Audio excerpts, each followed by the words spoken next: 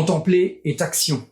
C'est la phrase par laquelle je commence la présentation de ma démarche artistique. Tu peux la trouver sur mon site internet christophehouillet.art, je te mets le lien en description de cette vidéo. J'ai pensé à ça en suivant un débat politique quelconque, où une personne a sorti cette phrase. On peut se contenter de contempler, mais on peut aussi agir.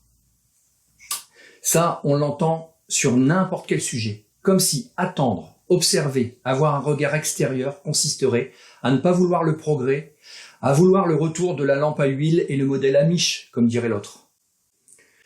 On est dans une pensée maladive où il faut absolument occuper le terrain, remplir le vide, avancer coûte que coûte, parce qu'on pense que ne rien faire, ce n'est pas agir. Notre histoire nous est racontée en grande majorité à travers la lucarne de la télévision et ses chaînes d'infos continues, ou ses émissions spectacles, où les experts vocifèrent dans des concours de punchline. Jusqu'aux plus hautes responsabilités, voilà des gens qui fabriquent une pensée dans des casse-croûtes digestes entre deux publicités. Là-dessus, quoi faire? Se plaindre ou agir? Agir, oui, mais agir autrement. Contempler est action semble être un oxymore, mais créer des formes sous son propre regard, c'est accepter ce qu'offrent les événements. Les formes peuvent résulter d'une main parfaitement agile, mais aussi de l'inattendu.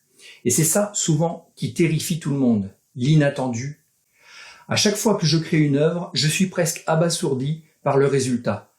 Non pas par le résultat lui-même, mais quand je repense au chemin que j'ai emprunté pour y parvenir. Et sur chaque œuvre, je répète ce parcours comme le font tous les artistes, si bien que ça transforme le regard lui-même sur tout le reste et on s'en trouve transformé. Cette contemplation rend les punchlines, les cris, les outrances en tumulte bien pitoyable. Ce qui est excessif est insignifiant, disait Talleyrand.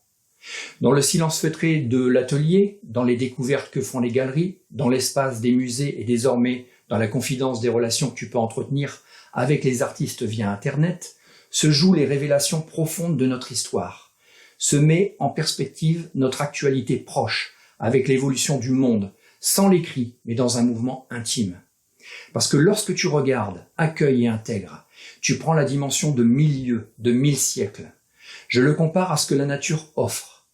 N'as-tu jamais senti l'humilité qu'enseigne l'observation d'une nuit étoilée, par exemple? N'as-tu pas vu la vanité de nos courses quand on observe celle lente des nuages glissés sur des collines?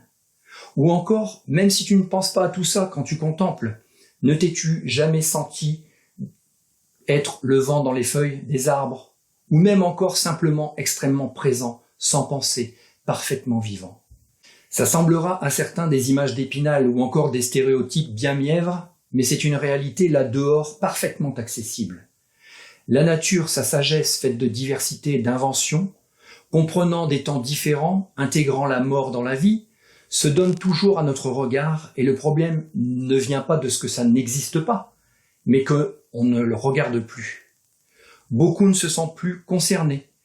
Ils se sentent détachés de tout ça, déjà affranchis des lois de la nature. Et dans cet appétit immodéré de vouloir être soi-même le monde, contre toute raison, contre toute éthique, quelques-uns décident pour le troupeau du reste en les endormant avec du sucre et des paillettes. Alors oui, contempler, faire silence, s'abstraire de cette furie est action. L'art est résistance et résilience. Il est une force silencieuse, une révolution sans bruit. Il est action contre le nihilisme transformé en spectacle. Mais il ne faut pas croire que l'art soit un mur étanche et intangible. Il est aussi le fruit de son époque et il s'y déroule un combat.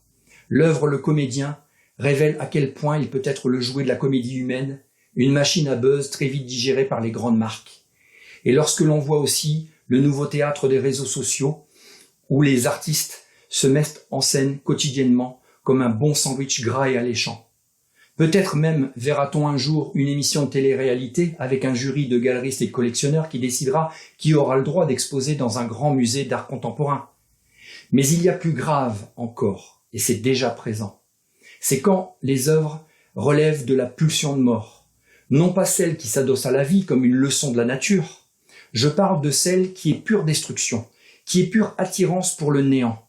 Celles qui font une œuvre où un artiste mange un fœtus mort, où des artistes se mutilent dans une espèce de résidu de l'autoflagellation chrétienne.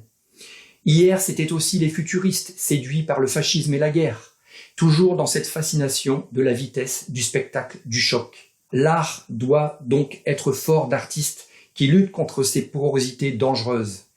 Et ce n'est pas en exposant sa paix intérieure et crier comme elle est réelle et vraie, mais en faisant œuvre de l'expérience contre la tyrannie des idées déconnectées de la réalité. Finalement, être artiste ou amateur d'art, ce n'est pas être rêveur, c'est au contraire faire la lutte du réel contre les chimères.